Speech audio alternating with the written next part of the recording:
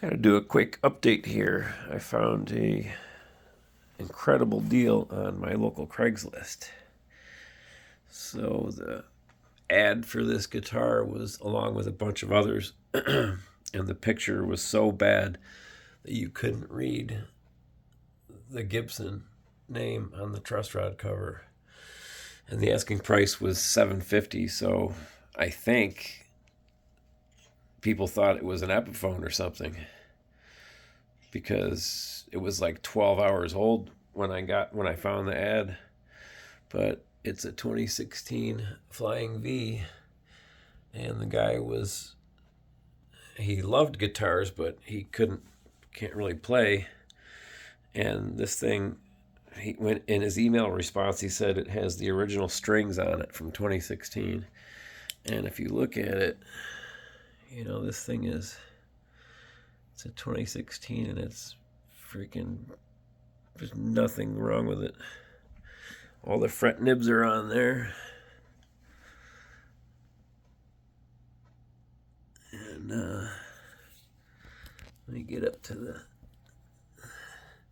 at these frets.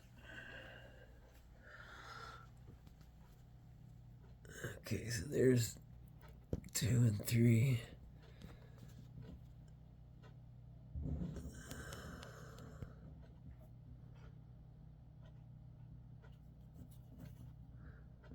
I'm mangling this. What if I do this? I don't have a light bright enough for in here. I took a picture with the strings off, and it doesn't even, they didn't even have like shiny spots where the strings are. But so I learned that after I got this, I learned more about Flying V's. So there's two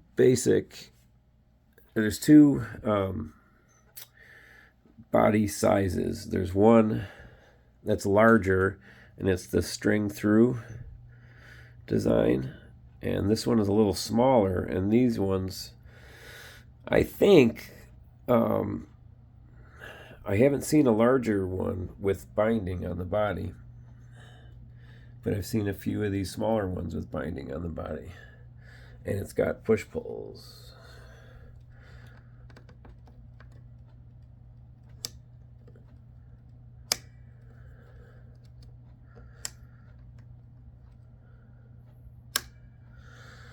So yeah, so I pulled the pickups out, and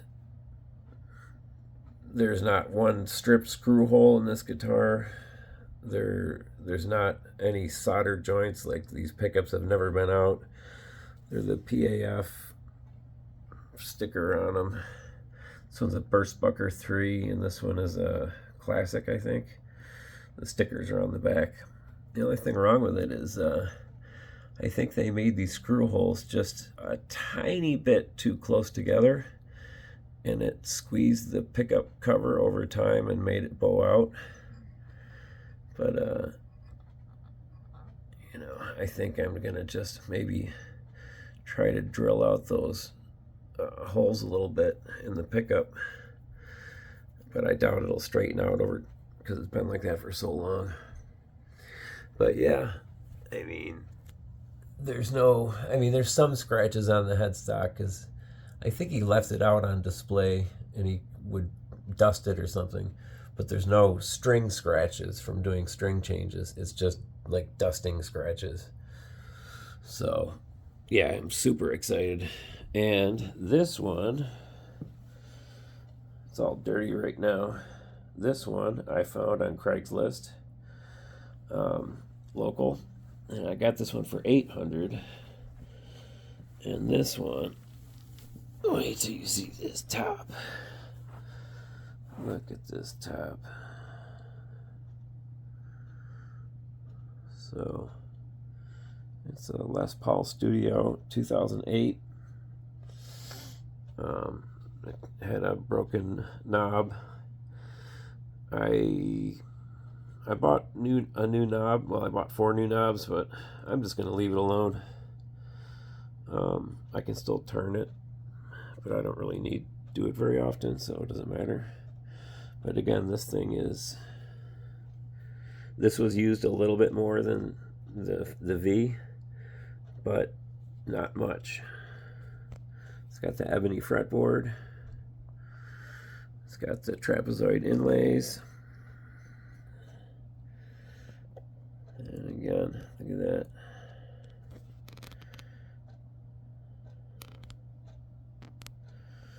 You know, it's just beautiful. So yeah, if this wasn't dusty, this one is almost perfect. This one does have some dusting scratches, but when you wax this one, it's like brand new. So yeah, so we turn it around.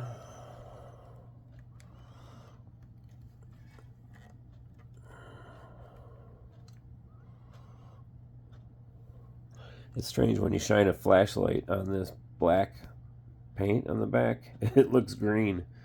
I have no idea why.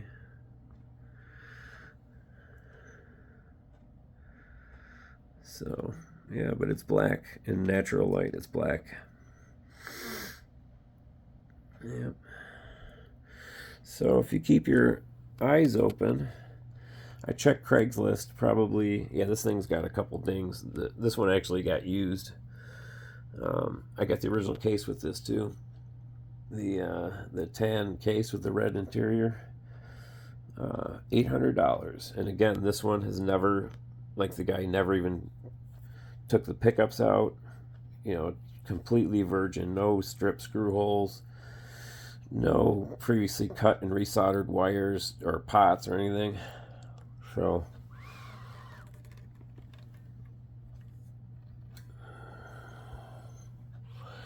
for $1,500, I've got two gorgeous Gibson guitars.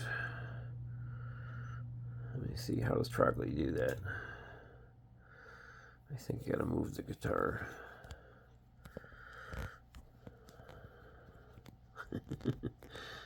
Should have just done this during the day.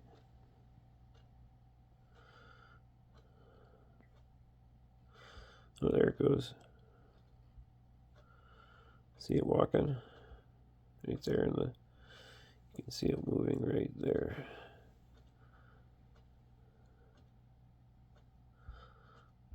So, yeah. Yep. So, I've got a Ibanez, an inexpensive Ibanez. Got this Ibanez, which is gorgeous. This one has a 57 Classic Gibson pickup in the neck position. This one's got a 3-piece neck. Oh, it's beautiful. And yeah, this guitar is gorgeous. I love this one.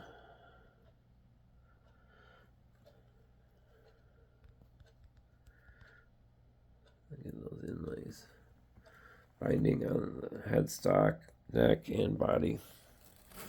And F-holes and everything. These Ibanez semi-hollow guitars, I think, are the best value for a semi-hollow guitar. Got a Schecter Omen. This is my first nice guitar. Omen Extreme. And I liked it so much that I bought a brand new one. This is a Banshee Mach 6 with the Floyd Rose, and it came with that stupid, what's that thing called? That stupid neck pickup, Sustainiac. It was so bad, I just ripped it out and bought a custom pickup for the neck. And instead of taking all the electronics apart, I bought all new stuff.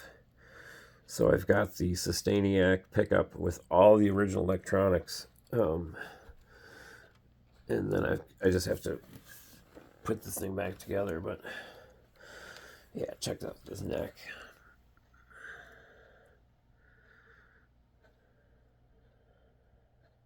It's a neck through design. Sorry, I'm sniffling. I think I'm coming down with a cold.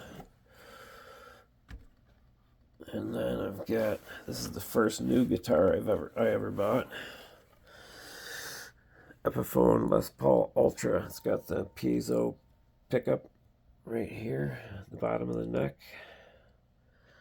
The quilt top. What I like about this one is it's got the translucent red. You can see the wood grain.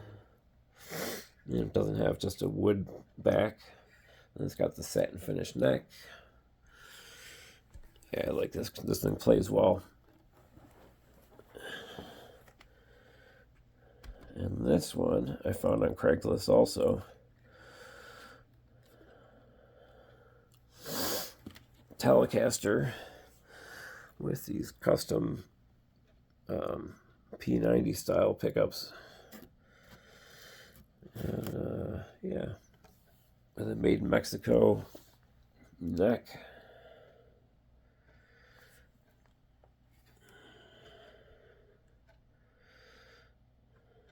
So that's it. Oh, wait, one more. One more.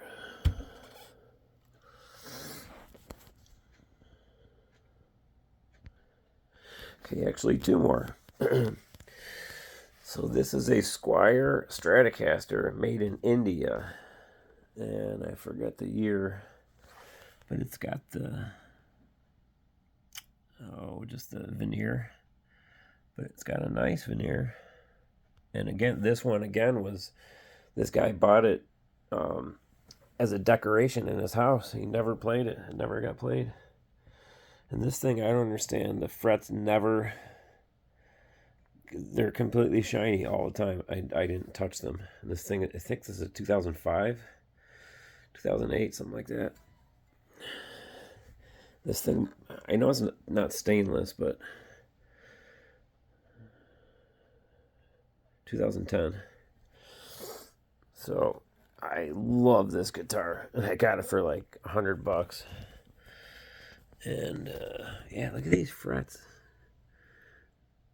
I've never, if they're nickel, they'd be all dull and dingy like all the rest, unless, oh, this thing has a great neck. Look at that. Look at that figuring. It goes right through. Look at that. It goes all the way down. And picks back up here. Isn't that beautiful?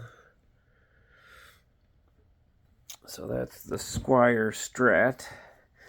And this one, this is my baby. I don't know.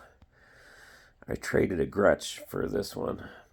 And I think every 15-year-old kid in Monroe County had owned this guitar before me, because every screw hole was stripped. The truss rod was loose in the neck. I put the wrench in, I turn it, I go to lift the wrench out, and the whole truss rod lifts up. So this thing required a lot of work. It's still not wired right. The volume doesn't work. This thing is a disaster in here. Look at this.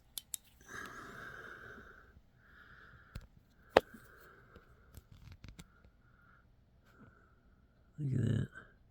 It's got a little tiny pot right there for the volume. It doesn't work. That volume changes the tone. So, but strangely, this thing sounds so good. I'm a little afraid to change anything because this thing sounds incredible. The action on this guitar is so low, and I've got 0 fret buzz. We're at the 12th right here. Look at this. I think it's 3/64 on the little E and 4/64 on the big E, and no fret buzz. And this does have a rosewood fretboard, but it sure looks ebony to me. It had some it's got some weird, almost like delamination up here. And when I bought it, I saw that and I was like, God, what an idiot. Who would do that? put a Gibson branded truss rod cover on an Epiphone. I mean, come on, bang, bang. But this came like this from the factory. This one is made in Korea. I think it's a 2008. 2002? I don't know. But this one, it's got a little bit fatter neck.